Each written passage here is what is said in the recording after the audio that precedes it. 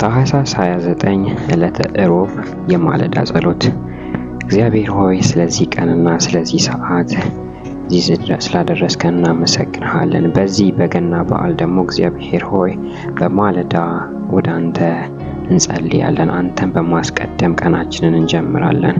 ይህንን በዓል በማስመልከት እግዚአብሔር ሆይ እንጸልያለን። ወደ አንተ ትርጉም እንዲኖረው ያደረግከው እግዚአብሔር ሆይ በቀናት ላይ ቀንን፣ በወራት ላይ ወርን፣ በዘመናት ላይ ዘመንን እየጨመርክልን እግዚአብሔር ሆይ እዚህ ስላደረስከን እናመሰግንሃለን።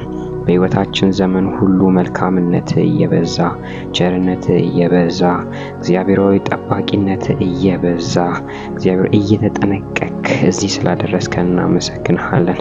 እግዚአብሔር ሆይ በጌታ በኢየሱስ ክርስቶስ ስም ደግሞ አንድ ነገር እንጸልያለን። በዚህ በዓል ላይ እግዚአብሔር ሆይ በገና በዓል ላይ እግዚአብሔር ሆይ በጌታ በኢየሱስ ክርስቶስ ስም ከመብልና ከመጠጥ ባለፈ እውነተኛ የክርስቶስን መወለድን የምንረዳበት ኃይሉን የምናይበት እግዚአብሔር ሆይ በኢየሱስ ክርስቶስ ስም እንዲሆን እንጸልያለን።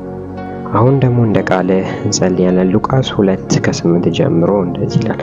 በዚያም ምድር መንጋቸውን በሌሊት ሲጠብቁ በሜዳ ያደሩ እረኞች ነበሩ። እነሆም የጌታ መልአክ ወደ እነርሱ ቀረበ፣ የጌታም ክብር በዙሪያቸው አበራ፣ ታላቅ ፍርሃትም ፈሩ። መልአኩም እንዲህ አላቸው፣ እነሆ ለሕዝብ ሁሉ የሚሆን ታላቅ ደስታ የምስራች እነግራችኋለሁና አትፍሩ። ዛሬ በዳዊት ከተማ መድኃኒት እርሱም ክርስቶስ ጌታ የሆነው ተወልዶላችኋልና። ይህም ምልክት ይሆንላችኋል፣ ሕፃኑ ተጠቅልሎ በግርግም ተኝቶ ታገኛላችሁ። ድንገትም ብዙ የሰማይ ሰራዊት ከመልአኩ ጋር ነበሩ፣ እግዚአብሔርንም እያመሰገኑ ክብር ለእግዚአብሔር በአርያም ይሁን፣ ሰላምም በምድር ለሰውም በጎ ፍቃድ አሉ። መላእክትም ከእነርሱ ተለይተው ወደ ሰማይ በወጡ ጊዜ እረኞቹ እርስ በርሳቸው እንግዲህ እስከ ቤተልሔም ድረስ እንሂድ፣ እግዚአብሔርም የገለጠልንን ይህንን የሆነውን ነገር እንይ ተባባሉ። ፈጥነውም መጡ፣ ማርያምንም ዮሴፍ ሕፃኑንም በግርግም ተኝቶ አገኙ።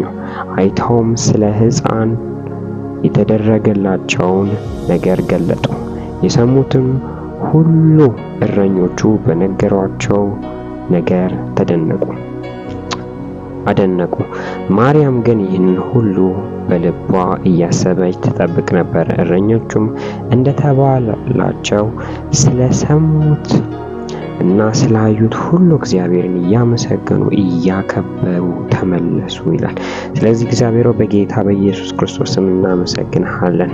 እነዛ እረኞች አንድ መልካም ዜና እንደሰሙ ከዚህ በፊት መፍትሄ ያላገኘው እግዚአብሔር ሆይ ሕዝብህን ከኃጢአት የተነሳ የተለያየውን ነገር የሚያስቀጥል አዲስ እግዚአብሔር ሆይ አዲስ መድኃኒት የሆነ አዲስ እግዚአብሔር ሆይ መፍትሄ የሆነውን ኢየሱስ ክርስቶስን በምድር ላይ በማምጣትህ የተደሰቱትን ደስታ እግዚአብሔር ሆይ እንድንረዳ በዚህ የበዓል ቀን ላይ የገና በዓል ላይ እንድትረዳን እንጸልያለን።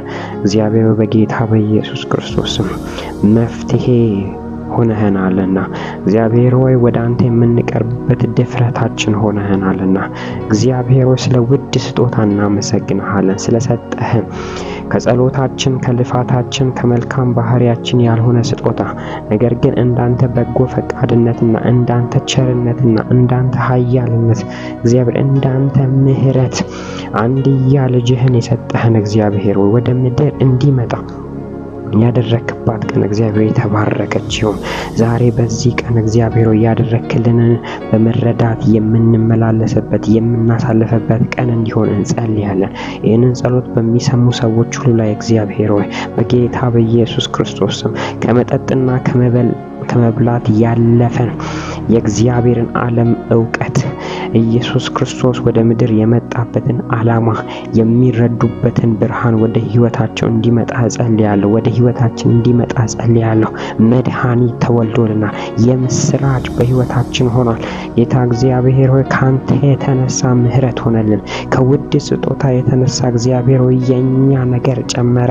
ከውድ ስጦታ የተነሳ እግዚአብሔር ሆይ በፊት ሞገስ አገኘን። በፊት እግዚአብሔር ሆይ ርቀን ለነበረን አህዛብ ለነበረን እግዚአብሔር እንድንቀርብ ምክንያት የሆነን ይሄኛውን ውድ ስጦታ እናመሰግንሃለን።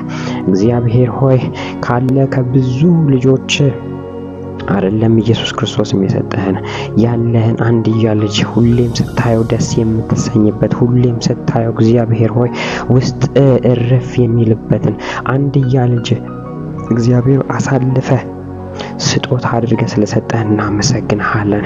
እግዚአብሔር ሆይ ምን አይነት ቸር አምላክ ነህ! ምን አይነት እግዚአብሔር ሆይ የፍቅር አምላክ ነህ!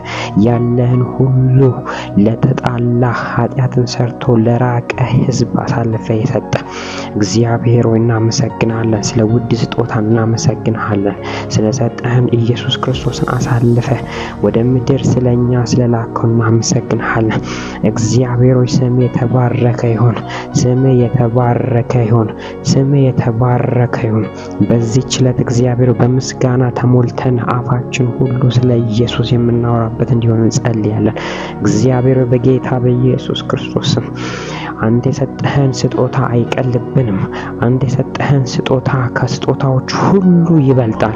ምክንያቱም ይሄ የሰማያዊ ስጦታ ነው። ምክንያቱም ይሄ ለአንድ ጊዜ ዓለምን እና የእግዚአብሔርን ዓለም የሚያስታርቅ ሆኗልና እግዚአብሔር በጌታ በኢየሱስ ክርስቶስም እናመሰግንሃለን። ስለ ውድ ስጦታ እንዲገለጥልን እንጸልያለን። እግዚአብሔር በጌታ በኢየሱስ ክርስቶስም በዚህች ቀን እግዚአብሔር በጌታ በኢየሱስ ለሁሉም ሰው ይሄ መረዳት እንዲገባበት እንጸልያለን።